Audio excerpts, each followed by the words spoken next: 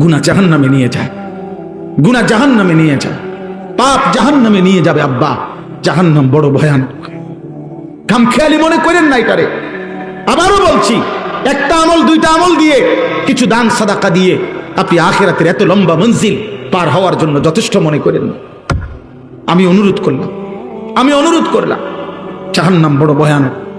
কোরআনুল কারীমের মধ্যে আল্লাহ বলছেন, ইয়াউমা তুকাল্লাবু ওয়ুজুহুমুন নার।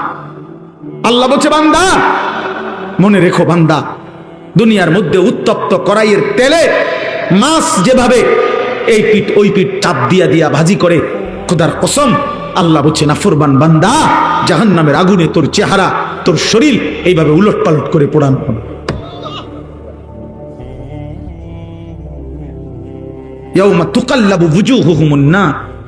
দুনিয়া কোনোভাবে চলেই যায় আব্বা, সুখে দুঃখে এ কোনো না কোনো ভাবে ভাত দুগা খাইলে পার হইয়া যায়।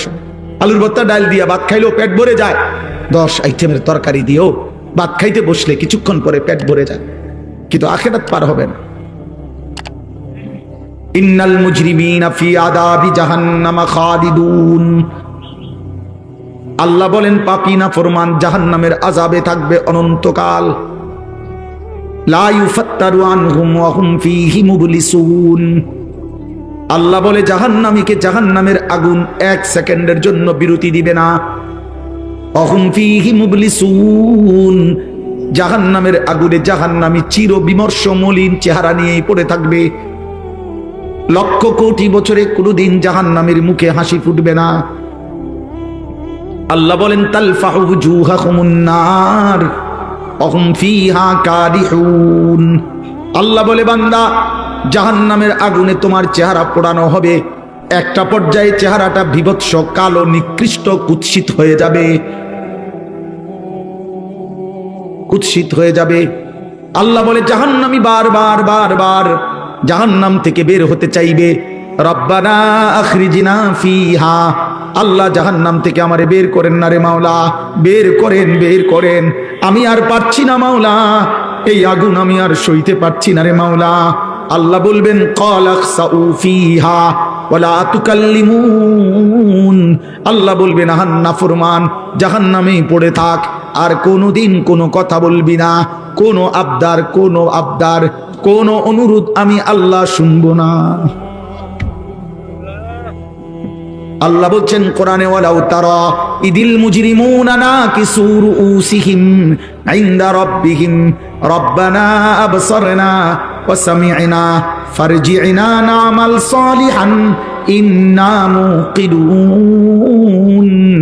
আল্লাহ বলে, বন্ধু সেদিন আখিরাতে হাসরের ময়দানে আপনি বন্ধু চোখে দেখবেন নাফরমান পাপী আমি আল্লাহর সামনে মাথাটা নুয়ে, লজ্জায় অপমানে বেইজ্জতিতে মাথা নুয়েই আমার সামনে দাঁড়িয়ে থাকবে, আর বলবে, আল্লাহ যাবি হাসরের ময়দানের সব কিছু নিজ চোখে দেখলাম, নিজ কানে শুনলাম, সব আমি বিশ্বাস করলাম। ফারজি'না না'মাল সালিহান। আল্লাহ আজকে আখিরাত আর হাসরের ময়দান থেকে একবারের জন্য আমারে আবার দুনিয়ায় পাঠান, এবার গেলে আমি নেক আমল করব। আল্লাহ বলবেন, না না, ওয়ালাউ শি'না লাআতাইনা কুল্লা নাফসিন হুদাহা। বান্দা, আমি তো চাইলে দুনিয়াতেই বাধ্য করে জবরদস্তি করে আমি তো নামাজ পড়াইতে পারতাম, আমার বন্দেগী করাইতে পারতাম, এই মানুষগুলোকে আমি আল্লাহ সেজদা দেওয়াইতে সম্ভব, আমি চাইলে পারতাম, কিন্তু আমি চেয়েছিলাম মহব্বত করে, আমার কথা মেনে, আমার রসুল আমার নবীর কথা শুনে, আমার আলেমদের কথা শুনে, আমার কোরআনের কথা বিশ্বাস করে তুমি সেজদা দিবা, আমার গোলামি করবা। আমি চাইছিলাম আজ আখিরাতে আমি নিজ হাতে জান্নাত তুলে দেব, কিন্তু তুমি তো নিলা না বান্দা। ওয়ালাকিন হাক্কাল কাউলু মিন্নি লাআমলা আন্না জাহান্নামা মিনাল জিন্নাতি ওয়ান নাসি আজমাইন। আল্লাহ বলে, আজকে চূড়ান্ত ফয়সালা নাফরমান, আজ আমি তোর মতো নাফরমান জিন আর মানুষ দিয়ে আমার জাহান্নাম পূর্ণ করব, জাহান্নাম পূর্ণ করব, আমি ছাড়বো না, আমি মাফ করব না। আজ আমি মাফ করব না রে বান্দা, আজ আমি বিচার করব। হযরত আলী ইবনুল ফুজাইল নামে একজন বড় বুজুর্গ ছিলেন। তিনি একদিন রাত্রিবেলা কোরআনুল কারীমের একটি আয়াত, ওয়াকিফুহুম ইন্নাহুম মাসউলুন, এই একটি আয়াত তিনি তেলাওয়াত করছিলেন আর ভাবতেছিলেন যে আল্লাহ এখানে কি বললেন। এই আয়াতের অর্থ হলো কিয়ামতের দিন আল্লাহ তাআলা ফেরেশতাদেরকে বলবেন, আমার প্রত্যেকটা বান্দাকে একজন একজন করে আমার সামনে এনে দাঁড় করাও, আমার বান্দার পুরা হায়াতের হিসাব আমি আল্লাহ আজকে নিজেই জিজ্ঞেস করব। হযরত আলী ইবনে ফুজাইল ভাবতেছিলেন যে হায়, আমার রব যখন আমাকে জিজ্ঞেস করবেন আমি কি জবাব দেব। এই কথা ভাবতে ভাবতে ওই রাতেই তিনি বেহুশ হয়ে ইন্তেকাল করছেন। এক আয়াতের ভাবনা ওনারে কবরে নিয়ে গেছে, কবরে নিয়ে গেছে। হযরত উসাইদ ইবনে হুযাইর রাদিয়াল্লাহু তাআলা আনহু একজন সাহাবীর নাম। তিনি একদিন রাত্রিবেলা ওনার ঘরে তাহাজ্জুদের নামাজের জন্য আল্লাহর কোরআন তেলাওয়াত করতেছিলেন, সূরা বাকারা। হঠাৎ উনি দেখলেন যে ওনার ঘরে ঘোড়া বাঁধা ছিল, ঘোড়াটা ছুটাছুটি করতেছে। তখন তিনি নামাজ ছেড়ে দিয়েছেন, তাকায়া দেখছেন ওনার বাড়ির উঠানের মধ্যে মেঘের মতো নূর আলোয় আলোকিত হয়ে আছে। গভীর রাত, সকালবেলা নবীজিকে যখন শুনাইলেন, আল্লাহ নবী সাল্লাল্লাহু আলাইহি সাল্লাম বলেন যে লাউ কারাআতাল কোরআন, তুমি যদি সেই ভোর পর্যন্ত আল্লাহর কোরআন পড়তা, তো এরা আল্লাহর ফেরেশতা ছিল যারা কোরআন শুনতে আসছে, তাহলে এই সব বাকি মানুষরাও তোমার তেলাওয়াতের সাথে ফেরেশতারা যে আসছে শুনতেছে এটা দেখতে পাই। এজন্য এটা জরুরি বিষয়, এটা জরুরি বিষয়। আল্লাহর কথা মনোযোগ দিয়ে শোনা, দিল দিয়ে শোনা। দিল যদি না নড়ে, বিবেক যদি না নড়ে, অনুভূতি যদি না আসে, ফিকির যদি না আসে, আল্লাহর কথা শোনার দ্বারা যদি কলিজার মধ্যে কোনো রকম অনুভূতি না জাগে, যে যেমন ছিলাম তেমনই, যে যেমন আছি এমনই, তাহলে ভাইয়া বাবা এটা শুনে কোনো ফায়দা নেই। বুঝাই গেল কোনো কাজ হচ্ছে না। ওষুধ খাইতেছে মাগার কাম হইতেছে, কোনো লাভ হচ্ছে। বিড়ি খায় তো বিড়ি এ খায়, সিগারেট খায় তো সিগারেট এ খায়, মিথ্যা বলে তো বলেই, গালি দিচ্ছে তো দিচ্ছেই, নর্তকী দেখে তো দেখেই, নাটক সিনেমা দেখে তো দেখেই, টেলিভিশন দেখে তো দেখেই। কত ওয়াজ আইয়ে যায়, কত বক্তা আইয়ে যায়, কত জুমার বয়ান হয়, কত খতিব আইয়ে যায়। বক্তার পর বক্তা ওঠে, কেউ সুর দিয়া কইলো, কেউ টান দিয়া কইলো, কেউ কাইন্দা কাইটা কইলো, কেউ জোরে কইছে, কেউ আস্তে কইছে। কিন্তু এমন ডাকাত, ডাকাতের কলজার ভিতরে কেউ নড়াইতে পারছে, সে নড়ে না। আহা, কিসের বক্তা, কিসের ওয়াইজ, কিসের বয়ান, কিসের নসিহত। এমন মানুষ অসংখ্য যে হুজুর আরো আনতেন পারবেন, বক্তা বদলাইতেন পারবেন, কত কিছু করতেন, কিন্তু আমি সুদখোরকে আমারে আমার জায়গার থেকে এক সুতা নড়াইতে পারতাম। আমি সুদ খামো, আমি কিস্তি নেবই, আমি নর্তকী দেখবই, আমি নাচ গান দেখবই, আমি বিড়ি সিগারেট দেখবই, কইতেন পারেন। বেশিতে বেশি বেশি জোরাজুরি করলে টাকা নিতেন পারবেন, 200 টাকার জাকাত নলে আরো 200 বাড়াইয়া দিলাম, টাকা 500 নলে বাড়াইয়া নেন। কিন্তু আমার খাসিয়ত, অসভ্য অভ্যাস আমার এটা ছাড়াই থাকতে পারলে যদি বেহেস্ত আপনাদের কুলায় চললে, ইমাম সাহেব হুজুর আপনারা যদি পারেন টাকা বাড়াইয়া নিয়ে যদি বেহেস্ত দিতেন পারেন দিয়ে, নাহলে আর কি করার আছে। হ্যাঁ, অসংখ্য নাফরমানের কলিজা এটা, আমি খুলে দেখেন। ওই মনে করে এই যে হুজুরদেরকে যে টাকা দেই, মসজিদ মাদ্রাসায় কিছু টাকা দেই, এডি দিয়ে এই হুজুররা বেহেস্ত মিল করে দিব ওনারে। কারণ বেহেস্ত তো এক এক হুজুর যার যার সুবিধা মতো কিছু কিছু জায়গা টেন্ডার নিয়ে রাখছে, বুঝেন না এই কথাটা। যে যে কয়জনের টেন্ডার নিছে এই কয়জন দিব। আমি মনে করেন 30 জনের লইছি আগের খতিব হিসাবে, এখনকার খতিব তো আরো 30 জনের ইয়া লইছে, যে যা লইতে পারছি আমরা। খামখেয়ালি মনে করি, আখেরাত খামখেয়ালি। আরে বাবা এটা মনে রাখতে, দান সাদাকা একটি আমল। আমি এটা খুব শক্তভাবে জন্য বলি, বহুত আপনার বড় লোক পয়সাওয়ালা, হ্যাঁ হুজুর এতিমখানায় দিছি 30টা এতিমখানার মধ্যে বছরে মনে 30 লাখ টাকা দিছি হুজুর, দোয়া করবেন। করলাম দোয়া, আগামী বছর আপনি যেন 60 লাখ টাকা দিতেন পারে। কিন্তু সুদের টাকা,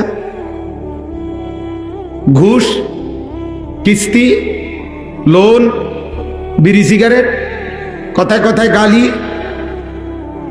অবৈধ উপার্জন, এক ওয়াক্ত নামাজ যে পড়েন না, ফজরের নামাজ যে কখনোই পড়েন না, প্রতিদিন যে নর্তকীর নাচ, টেলিভিশনের নাটক, সিনেমায় অসভ্য ছবি দেখেন, এগুলো সব এই 30 লাখ টাকার ভিতরে নাকি? কথা বলেন না কেন? এগুলো সব এই 30,000 টাকার ভিতরে। তাইলে এটা বুঝতে শিখেন।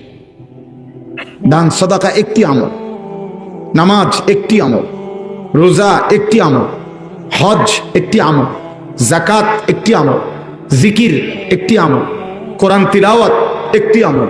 জান্নাতে যাইতে হলে সবটি করতে হবে। দুনিয়ায় 2-4টা ভালো কাজ করলে জনদরদি হওয়া যায়, এটা খুব সহজ। সমাজসেবক হওয়া খুব সহজ।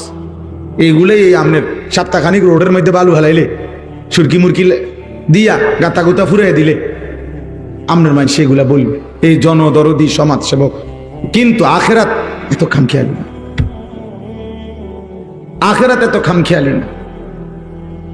আখেরাত মামুলি না আব্বা, শুধু কয় টাকার দান সাদাকা নয়।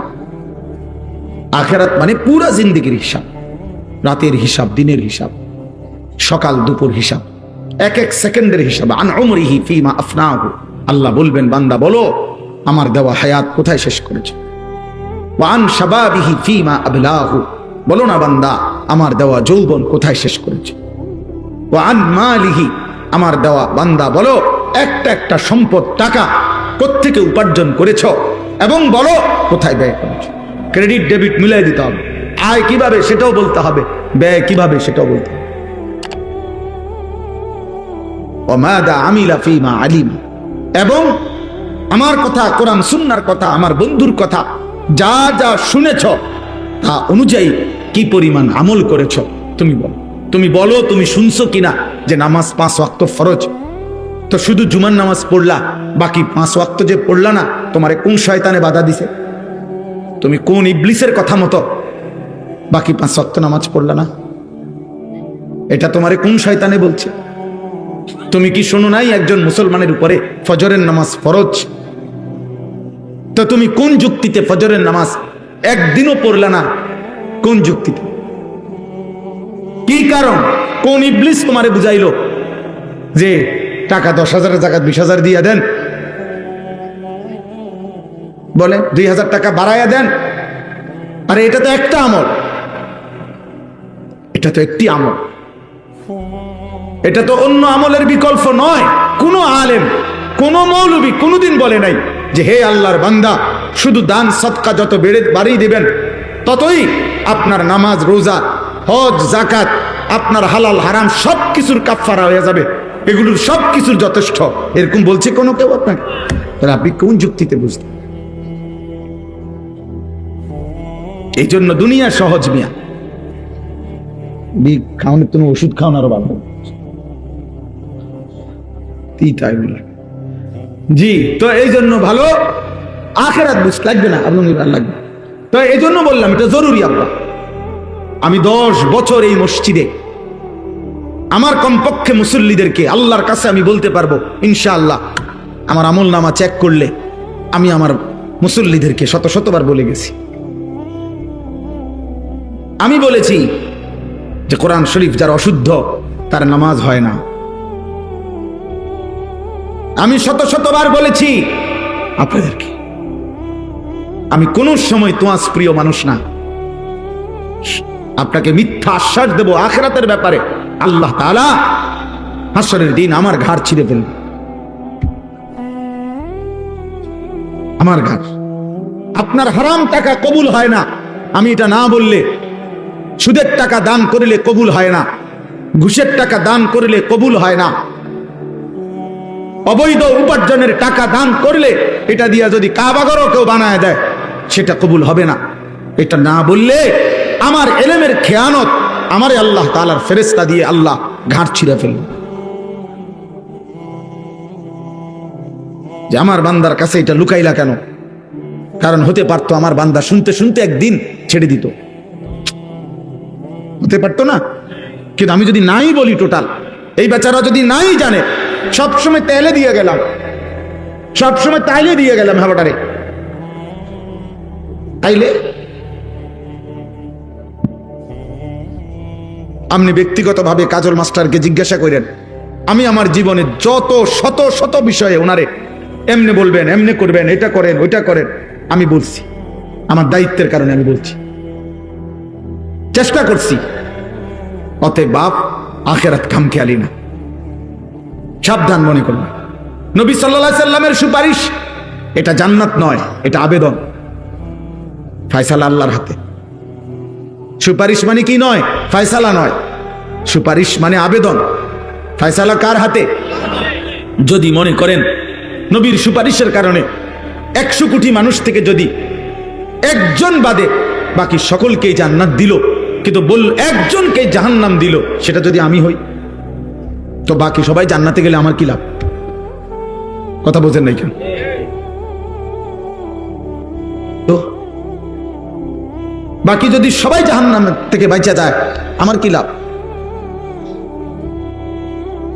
আমি যদি মনে করেন আল্লাহর নাফরমানি করে দুনিয়া সাজাইয়া আখেরাত ঠিক করতে পারলাম না, আমার মৃত্যুর পরে যদি পৃথিবীর মানুষ চাঁদের দেশেও চলে যায়, মঙ্গল গ্রহ গিয়া ঘরবাড়ি করে, আমার জিফুত নাতি নাতনি, তো আমার কি লাভ? আমার অর্জন কি? বল ছেলে, এই মোবাইলওয়ালা ছেলে, এই অপদার্থ, এটা তোর সামনে পিছনে তোর বাবার বয়সী আহাম্মক কোথাকার। চিন্তা করছেন গাদ্দার কেমন? কোনো লজ্জা শরম নাই, কোনো হায়া বিবেক বলতে কিচ্ছু নাই, কিচ্ছু নাই। নতুন প্রজন্মকে সবাই ছেড়ে দিছে, এই 16, 18, 20 বছরের ছেলেদেরকে গোটা দেশ ছেড়ে দিছে, এদেরকে গোটা ফ্যামিলি ছেড়ে দিছে। এই সমাজের কেউ এদেরকে নিয়ে ভাবে না। এরা মন মতো খায়, মন মতো ঘুমায়, মন মতো পেশাব করে, যেখানে মন চায় রাস্তার পাশে, যেখানে মন চায় নারী দেখে, ছবি দেখে, চুল যেমন পারে মন চায় মুশরিকের মতো, বেঈমানের মতো। আল্লাহ নাই, রাসূল নাই, সেজদা নাই, গোলামি নাই, আহারে কোরআন নাই, জিকির নাই, তিলাওয়াত নাই, কবর কোথায়, মৃত্যু কোথায়, আখিরাত কি, কিচ্ছু জানে না, কিচ্ছু জানে না। সব অভিভাবক ছেলে মেয়ে, ছেলের সাথে সম্পর্ক শুধু এতটুকুই, টাকা পয়সা রোজগার করে কিনা, একটাই, পয়সা রোজগার করলে আর কোনো চিন্তা নাই। এবার হেতে আল্লাহ খোদা মানুক বা না মানুক, হালাল না হারাম, চরিত্র আছে না নাই, এটা কিছু আমার দরকার নাই, টাকা তো দিচ্ছে। আর টাকা না দিলে অভিযোগের আর শেষ নাই। ফুত মানুষ করে আইস বেইজ্জতি করলো আমারে, তে আমারে কষ্ট দিল, কি হইছে? টেহা দেন। অসন্তুষ্টি বাপের এবার ফতে গাডে সাদো আনে, জায়গায় জায়গায় অভিশাপ দেয়, তার উপরে খোদার গজব পড়ুক, তেরে আমি মানুষ করলাম আর তে ওন আমারে চেনে না, মানে টাকা দেন। তা এখন টাকা দেন, টাকা দিলে মানুষ সন্তুষ্ট, টাকা না দিলে অসন্তুষ্ট। আহা, এই ছিল বাবা সন্তানের সম্পর্ক টাকার ভিত্তিতে, এটাই কথা। স্বামী স্ত্রীর সম্পর্ক এটাই, বাবা সন্তানের সম্পর্ক এটাই, মা সন্তানের সম্পর্ক এটাই। বলেন বাবা, বুঝতে শেখো নওজোয়ান, ভাবতে শেখো। সবার চোখের সামনে কিশোর, নওজোয়ান, সমস্ত ছেলে মেয়ে, প্রত্যেকটা মা বাবার খামখেয়ালির কারণে আহা পাইকারি হারে ছেলেরা 99.5% ছেলেদের হাতে, মেয়েদের হাতে বড় মোবাইল দিয়ে দিছে। প্রত্যেকে ওই নিজের সারা রাত উলঙ্গ ছবি দেখে, সারা রাত জিনা ব্যভিচারের দৃশ্য দেখে। প্রতিদিন লক্ষ লক্ষ কোটি কোটি ছেলে মুসলিম বাংলাদেশে প্রতিদিন ঘন্টায় মিনিটে অনলাইনে মোবাইলে জুয়া খেলে, জুয়া, কোটি কোটি টাকা জুয়া খেলে, ক্যাসিনো জুয়া, অনলাইন জুয়া। আপনাদের এখন আর কোনো জুয়াখোর সিপা সাপার থাকে না। আগে আসিল মানুষের সিপা সাপার মধ্যে জুয়া খেলতো, মাসমুড়ার কোনার মধ্যে, পুকুর পারে কোনাকানির মধ্যে টাস খেলতো, জুয়া খেলতো। এখন টাস খেললো মোবাইলে আছে, জুয়া খেললো মোবাইল আছে, নর্তকীর উলঙ্গ ছবি দেখলো মোবাইল আছে। অর্থাৎ বাবা মা পাশের রুমে আপন ঘরে নিরাপদ জায়গায় লাইট ফ্যান সব চলতেছে, সন্তান তার দুনিয়া আখেরাত শেষ করে দিচ্ছে।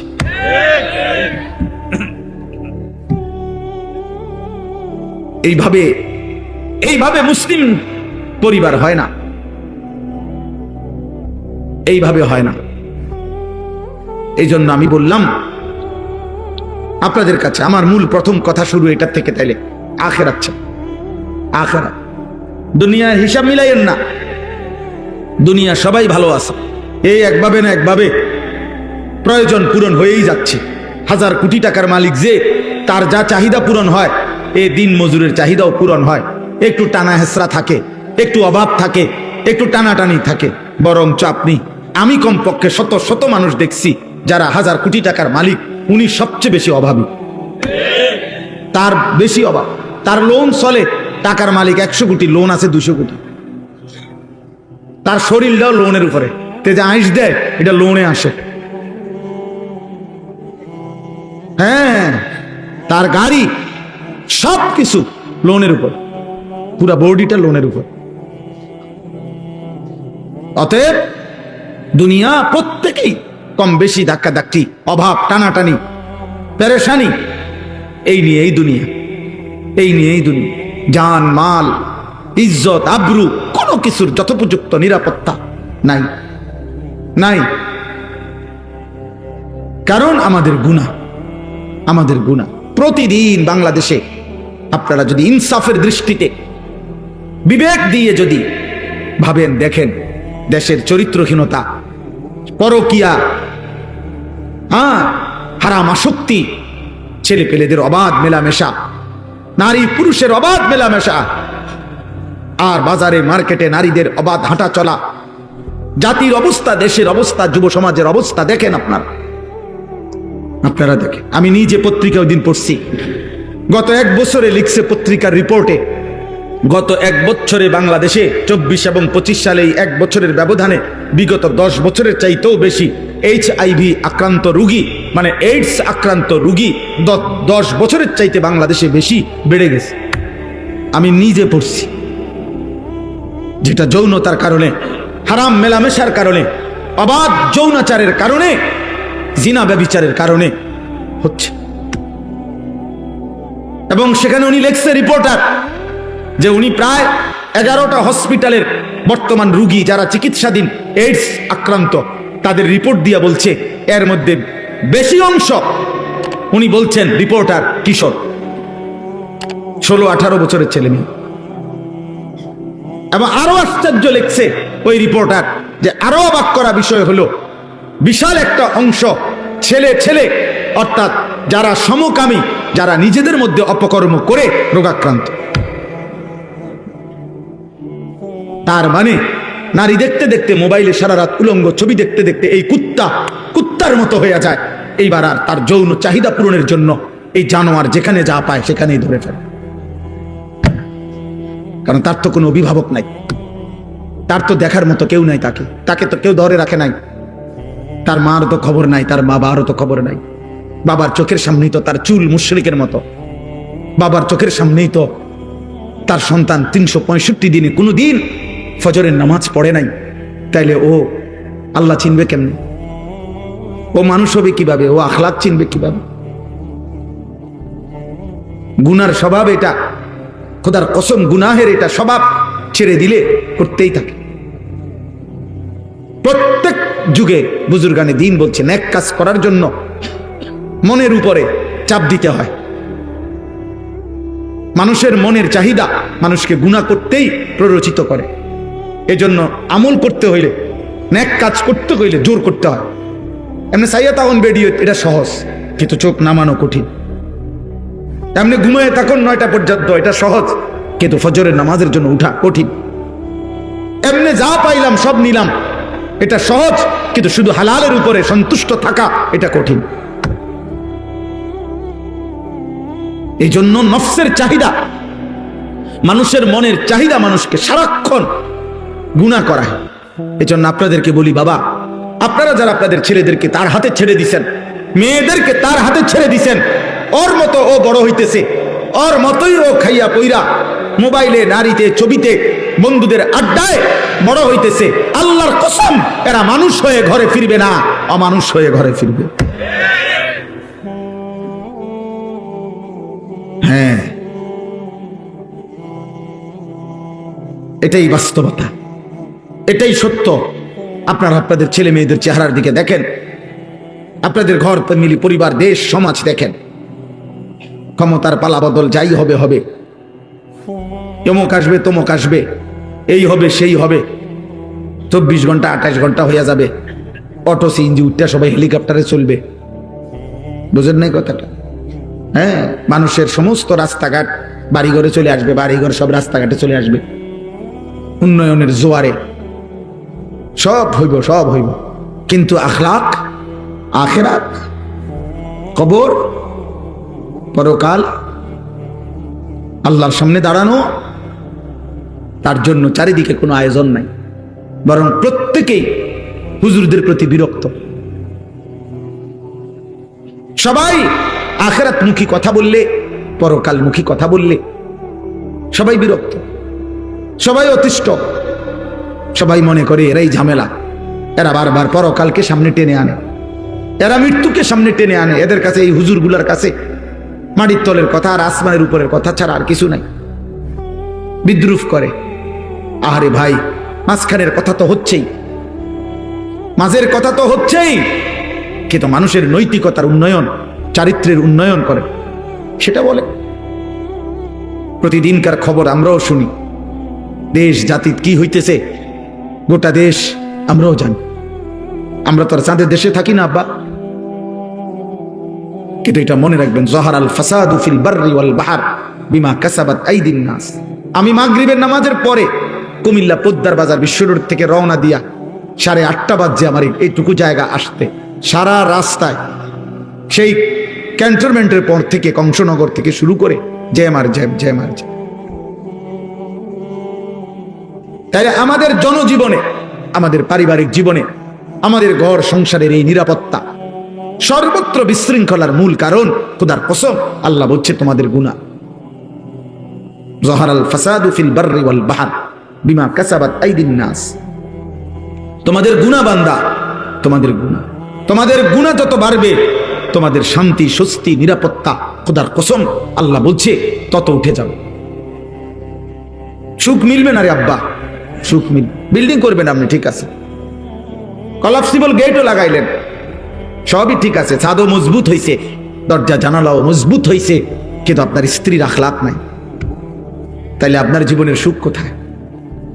যার স্ত্রী পরকীয়ায় আসক্ত, যার স্ত্রী আপন স্বামীকে বাদ দিয়ে অন্য পুরুষকে দেখাইবার সময় 1 ঘন্টার জন্য বাজারে যাইতে হলে সাজে, স্বামীর কপালে জোটে না ওই সাজ, স্বামীর সামনে মুদ্দারের মতো ইয়ে দাঁড়ায়, কিন্তু বাহিরে বাজারে যাবে তো ওই সময় সে মার্কেটে যাবে, ওই সময় 2 ঘন্টা লাগাইয়া রঙ্গরসে সাজে। তাহলে এই নারী তো স্বামীতে তৃপ্ত না, এই নারী তো পরপুরুষে তৃপ্ত। ওই ঘর জাহান্নামের ঘর ছাড়া আর কিছু না।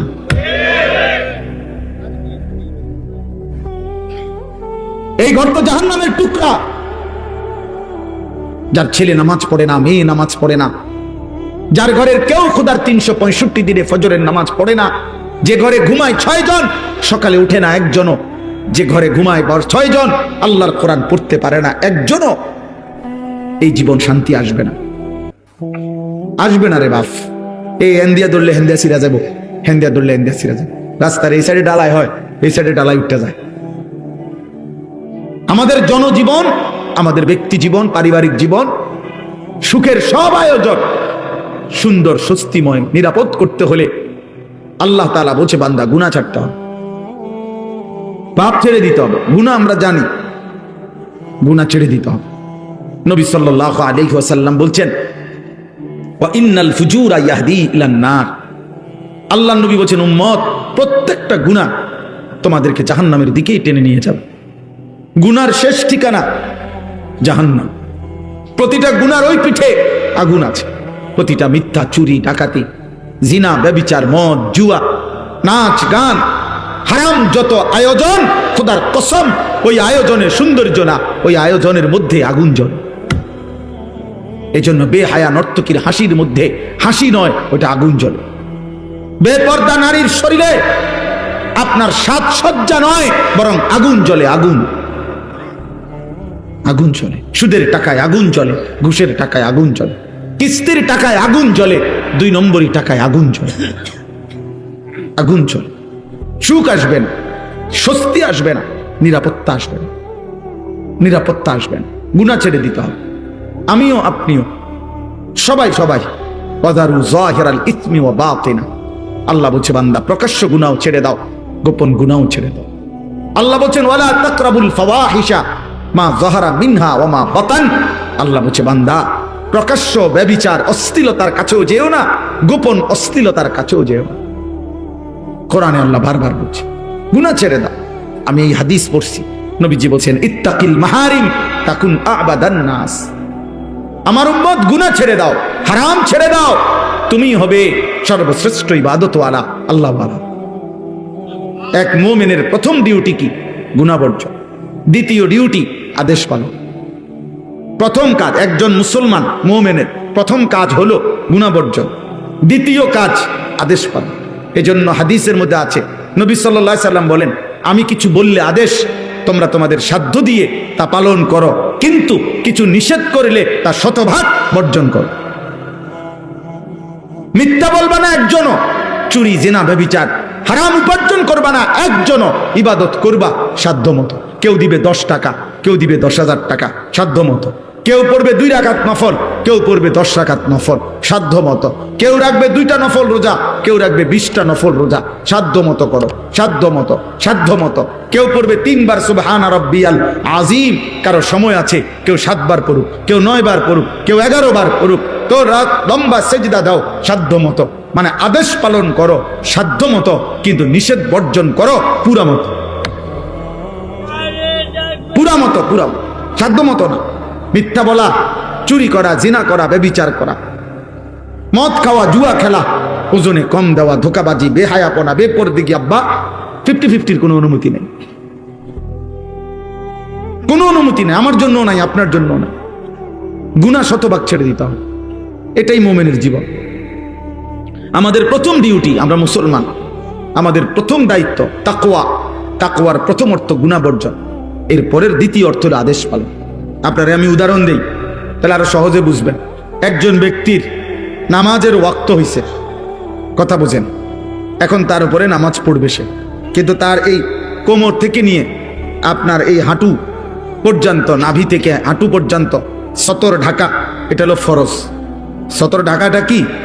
মনে করেন এটা খোলা, এটা খোলা, এটা খোলা রাখা, এটা হলো গুনাহ। আর নামাজ পড়া এটা হলো নেকি। এখন এই দুইটা মুখোমুখি, অর্থাৎ তার সতর খোলা আবার তার নামাজের ওয়াক্ত, তাহলে এখন আগে তার দায়িত্ব কি?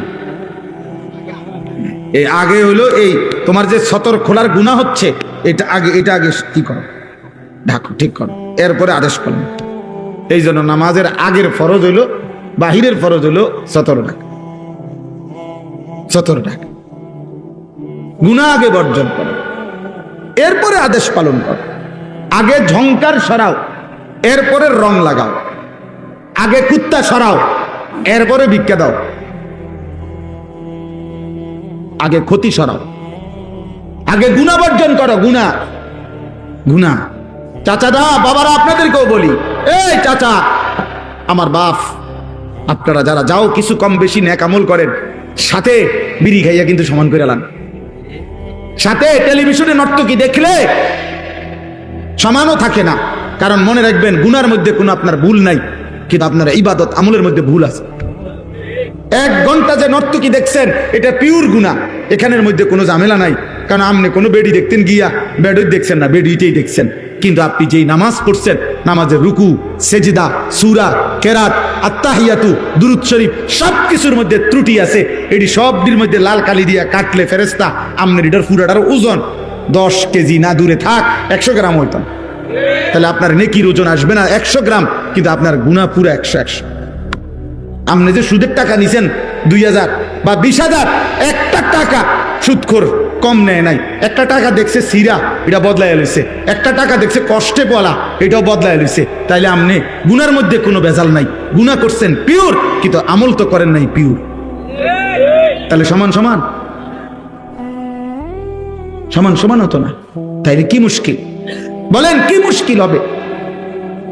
গুনাহ জাহান্নামে নিয়ে যায়, গুনাহ জাহান্নামে নিয়ে যায়, পাপ জাহান্নামে নিয়ে যাবে। আব্বা, জাহান্নাম বড় ভয়ানক, খামখেয়ালি মনে করেন না এটারে। আবারও বলছি, একটা আমল দুইটা আমল দিয়ে, কিছু দান সাদাকা দিয়ে আপনি আখিরাতের এত লম্বা মঞ্জিল পার হওয়ার জন্য যথেষ্ট মনে করেন। আমি অনুরোধ করলাম, জাহান্নাম বড় ভয়ানক। কোরআনুল কারীমের মধ্যে আল্লাহ বলছেন, ইয়াউমা তুকাল্লাবু ওয়ুজুহুমুন নার। আল্লাহ বলছে, বান্দা মনে রেখো, বান্দা দুনিয়ার মধ্যে উত্তপ্ত কড়াইয়ের তেলে মাছ যেভাবে এই পিঠ ওই পিঠ চাপ দিয়া দিয়া ভাজি করে, খোদার কসম আল্লাহ বলছে, নাফরমান বান্দা জাহান্নামের আগুনে তোর চেহারা, তোর শরীর এইভাবে উলট পালট করে পোড়ানো হবে। ইয়াউমা তুকাল্লাবু ওয়ুজুহুমুন নার। দুনিয়া কোনোভাবে চলেই যায় আব্বা, সুখে দুঃখে কোনো না কোনো ভাবে ভাত দুগা খাইলে পার হয়ে যায়।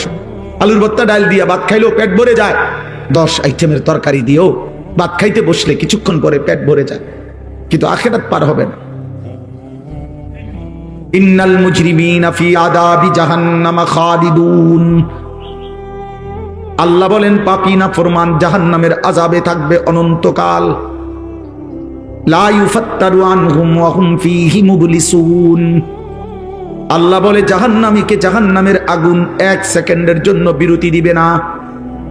অহুম ফীহি মুবলিসুন। জাহান্নামের আগুনে জাহান্নামী চির বিমর্ষ মলিন চেহারা নিয়েই পড়ে থাকবে। লক্ষ কোটি বছরে কোনোদিন জাহান্নামের মুখে হাসি ফুটবে না। আল্লাহ বলেন, তালফাহু ওয়ুজুহাহুমুন নার অহুম ফীহা কাদিহুন। আল্লাহ বলে, বান্দা জাহান্নামের আগুনে তোমার চেহারা পোড়ানো হবে।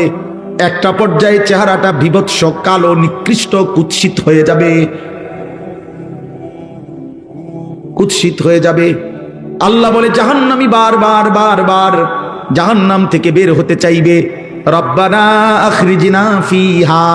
আল্লাহ, জাহান্নাম থেকে আমারে বের করেন না রে মাওলা, বের করেন। আমি আর পারছি না মাওলা, এই আগুন আমি আর সইতে পারছি না রে মাওলা। আল্লাহ বলবেন, ক্বালা খসাউ ফিহা ওয়ালা তুকাল্লিমুন। আল্লাহ বলবেন, আহান নাফরমান জাহান্নামেই পড়ে থাক, আর কোনোদিন কোনো কথা বলবি না, কোনো আবদার কোনো অনুরোধ আমি আল্লাহ শুনবো না।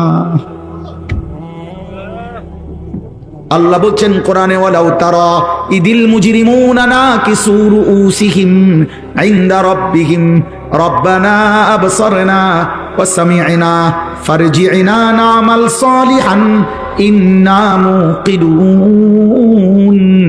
আল্লাহ বলে, বন্ধু সেদিন আখিরাতে হাসরের ময়দানে আপনি বন্ধু চোখে দেখবেন নাফরমান পাপী আমি আল্লাহর সামনে মাথাটা নুয়ে লজ্জায় অপমানে বেইজ্জতিতে মাথা নুয়েই আমার সামনে দাঁড়িয়ে থাকবে, আর বলবে, আল্লাহ যাবি হাসরের ময়দানের সব কিছু নিজ চোখে দেখলাম, নিজ কানে শুনলাম, সব আমি বিশ্বাস করলাম। ফারজি'না না'মাল সালিহান। আল্লাহ আজকে আখিরাত আর হাসরের ময়দান থেকে একবারের জন্য আমারে আবার দুনিয়ায় পাঠান, এবার গেলে আমি নেক আমল করব। আল্লাহ বলবেন, না না, ওয়ালাউ শি'না লাআতাইনা কুল্লা নাফসিন হুদাহা।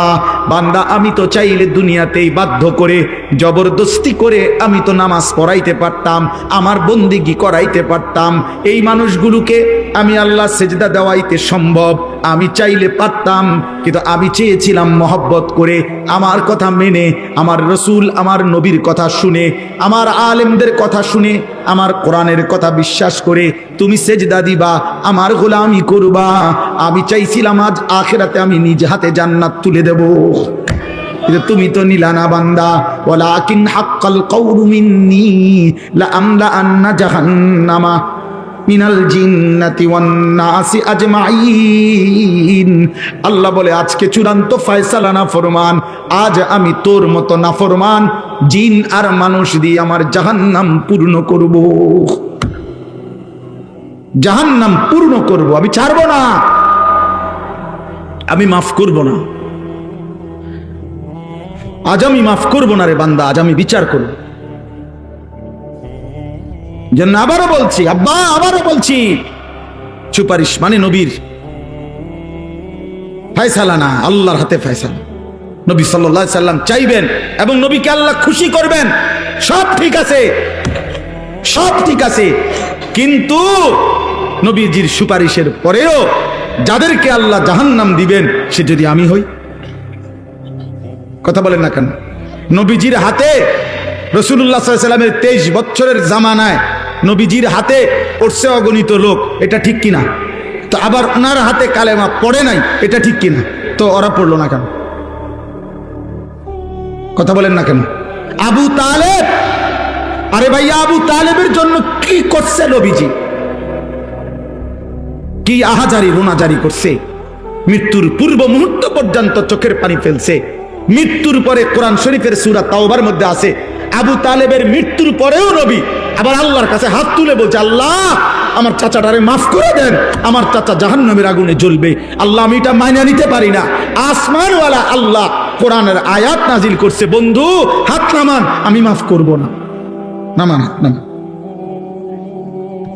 খোদার কসম এটা কোরআন শরীফের আয়াত। হাত নামান, আমি মাফ করব না রে বন্ধু। কার হাত নামাইছে? কার হাত বুঝছেন? কার হাত? আপনি বুঝছেন উনি কেডা? আপনি বুঝেন উনি কে? আল্লাহর কি হয় জানেন? কলজাটা, কলজা, ওই মালিকের কলজার টুকরা এটা। তিনি মাহবুব, তিনি হাবিব, এই কায়নাতে এর চাইতে প্রিয় ওনার কে? তো তার হাত নামাই দিছে বেটা, ওনার হাত নামাই দিছে। নামান, আপনি হাত নামান। আপনি কে? আমি কে? বেশি খামখেয়ালি মনে করেন আপনার। ইব্রাহিম আলাইহিস সালাম কোরআন শরীফে আছে, ইব্রাহিম আলাইহিস সালাম ওনার আব্বা আজরকে জাহান্নাম থেকে বাঁচাবার জন্য কত লক্ষবার যে কাকুতি মিনতি করছে কোরআনের মধ্যে আছে। শত শতবার ইয়া আবাতি, ইয়া আবাতি, ইয়া আবাতি, ইয়া আবাতি কোরআন শরীফে আছে। আব্বা, এই আব্বা, এই আব্বা, আব্বা আপনি ইমান আনেন, ওই বাপ ইমান আনেন, বাপ ইমান আনেন, ইমান আনেন, ইমান আনেন। আপনার জাহান্নামের আযাব ধরে ফেলবে রে আব্বা, আপনি শয়তানের গোলামি করেন না রে আব্বা। এইভাবে বলছেন। আসমানওয়ালা বলছে, ইব্রাহিম খলিল হইতে পারো তুমি আমার, আমি তোমার বাপের হেদায়েত দেব না। তোমার হাতে বহু লোকের কালেমা পড়ছে, কিন্তু এটাও আমার ইচ্ছা, আর ওরে আমি হেদায়েত দেব না, এটাও আমার ইচ্ছা। তো যেই ইব্রাহিমের হাতে তার পিতা কালেমা পড়লো না, আবার সেই ইব্রাহিমের মাত্র 12 বছরের ছেলে ইসমাইল ওরে যখন আল্লাহর কথা বলছে, স্বপ্নে দেখছি তোমারে জবাই করতেছি, তুমি কি কও বড় বাবা? সন্তান বলতেছে, আব্বা আমি আমার মালিকের ফয়সালায় রাজি আছি। তাইলে 12 বছর বয়সের ছেলেটাকে আল্লাহ চিনাইলো কে? আর 60 বছরের বাবাকে আল্লাহ চিনাইলো নাকি? সব কার ফয়সালা? আবারও বলছি, খামখেয়ালি করবেন, খামখেয়ালি করেন। একজন মুসলমান আখেরাত, আখেরাত গুনাহ থেকে বাঁচেন, গুনাহ থেকে বাঁচেন, এই গুনাহ থেকে বাঁচেন। ইমাম সাহেব হাত উঠাইলে আপনার জাহান্নাম মাফ? না না, ইমাম সাহেবের আব্বা সম্পত্তি না। আপনার মরার পরে আপনার গোস্ত 60 কেজি, আর ফার্মের মুরগা 40টা, আর আপনার কি 30 কেজি ডাই, আর গ্যারাম চুক্তি 300 মানুষের ভাত খাওয়াই আপনি বেহেশতে যাবেন গা। কত খরচ হয়েছে? 1 লাখ। 1 লাখ টাকা দিয়ে বেহেশতের দাম দিয়ে দিলেন। 1 লাখ টাকা দিয়ে আপনার বাবা বেহেশতের বুঝ করে দিলেন। জান্নাতের দাম 1 লাখ টাকা, জান্নাতের দাম 1 লাখ টাকা। হ্যাঁ, জান্নাত কি 2টা রুম আর একটা বারিন্দা, এটাই তো জান্নাত নাকি? তাইলে বলেন, আপনারা বলেন। হযরত নূহ আলাইহিস সালামের কথা মনে করেন, কোরআন শরীফে আছে। নূহ আলাইহিস সালাম আল্লাহর কাছে বলছে, মাওলা আজ 950 বছর আমি আপনার বান্দাদেরকে জাহান্নাম থেকে বাঁচাইতে চাইছি রে মাওলা। 950 বছর পরে আমার চোখের সামনে আমার ছেলেটা পানিতে ডুবে যাবে, জাহান্নামী হবে। আমি এটা কেমনে মানি মাওলা? আমি তো একদিন 2 দিন না রে মাওলা, গত 950 বছর আমি আপনার বান্দাদেরকে আপনার দিকে ডাকছি। আমার এই 950 বছরের মেহনতের বিনিময়ে আমার এই ছেলেটারে কি বাঁচান যায় না? আল্লাহ বলছেন, না আমি হেদায়েত দেব না। দিছেন? আপনি কয় বছর মেহনত করছেন বলে? 950 বছরের নবী নূহ। আল্লাহ বলছেন, না আমি ঈমান দেব না। তো দেয় নাই, দেন। ইউসুফ আলাইহিস সালাম 10 বছর বয়সে বাড়ি হারা, বাপ নাই, মা নাই, চাচা নাই, ফুফা নাই, খালু নাই, আত্মীয় নাই, স্বজন নাই, মিশরের বাজারে কৃতদাসের মতো বিক্রি হয়েছেন। যেই বাড়িতে আশ্রয় পাইছেন ওরা পত্তলিক, ওরা মূর্তি পূজক। এই জুলাইখার স্বামী এরা সবাই হলো কি মূর্তি পূজক, মুশরিক। তো মুশরিকের ঘরে 11 বছরের যেই ছেলেটা বড় হইয়া, যার বয়স হয়ে গেল 25-এর ঊর্ধ্বে, পূর্ণ যৌবন, কোনদিন যার মা বাবা আত্মীয় অভিভাবক কেউ নাই, আল্লাহর পরিচয় তাওহীদ এখানে কেউ বলে নাই, কেউ নাই, অথচ এই ঘরে বৈশা জুলাইখা যখন তাকে অসৎ কাজে ডাক দিছে, তিনি সবার আগে বলছে মাআযাল্লাহ, আমি আমার আল্লাহর আশ্রয় চাই। ওরে আল্লাহ চিনাইলো কে? এই ঘরে তো আল্লাহ চিনাইবার কেউ নাই, কথা বোঝেন না? ওরে আল্লাহ চিনাইলো কে?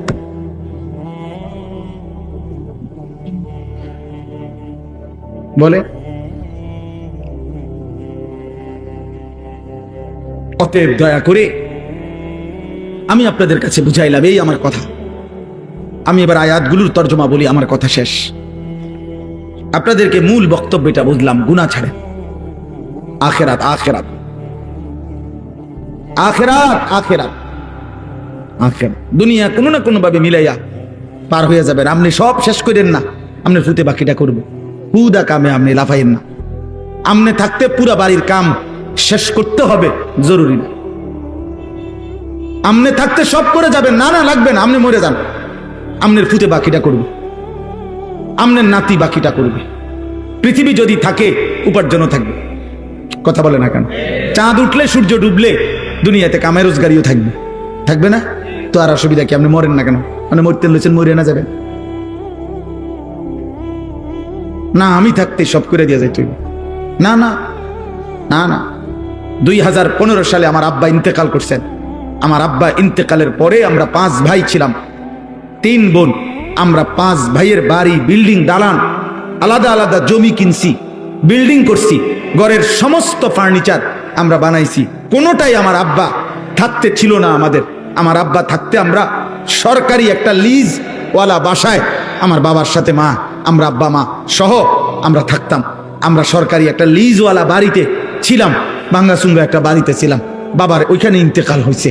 এরপরে আমরা আলহামদুলিল্লাহ, বাবার মৃত্যুর পরে সব হয়েছে, বাবা লাগছে না, এই জন্য বিল্ডিং করতে আব্বা লাগে না,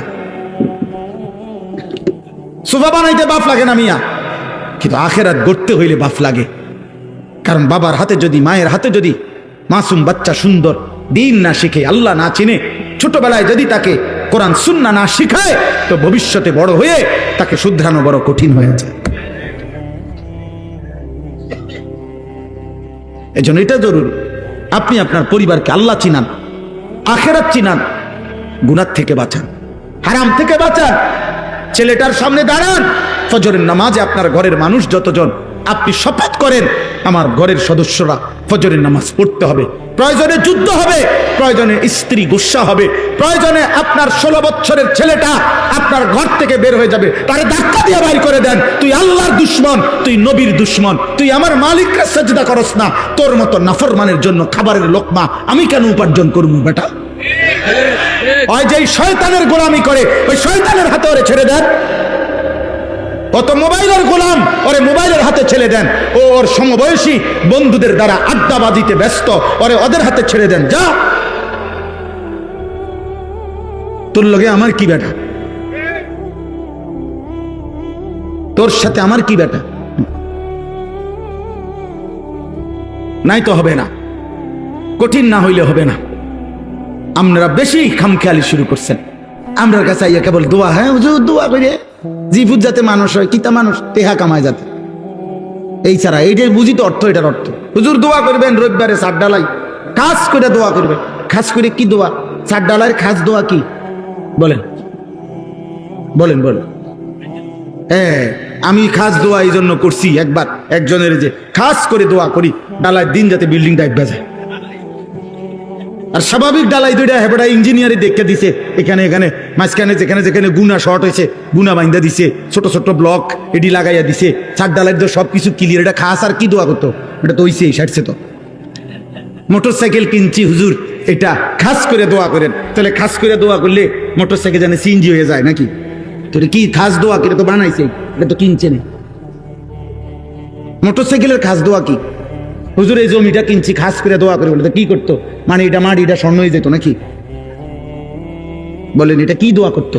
এটা জমিদার দোয়া, কি তো কিনছেন দলিল করছেন, আপনার নামে দলিল হয়েছে, তার এনে কি দোয়া? আর বেশি দোয়াটা কি? বলেন, ইনসাফ করে। অতএব আমার কথা শেষ, আখেরাত মনে করেন, আখেরাত মনে করে, নিজের ছেলের, মেয়ের, স্ত্রীর, সন্তানের। বলেন ইনশাআল্লাহ।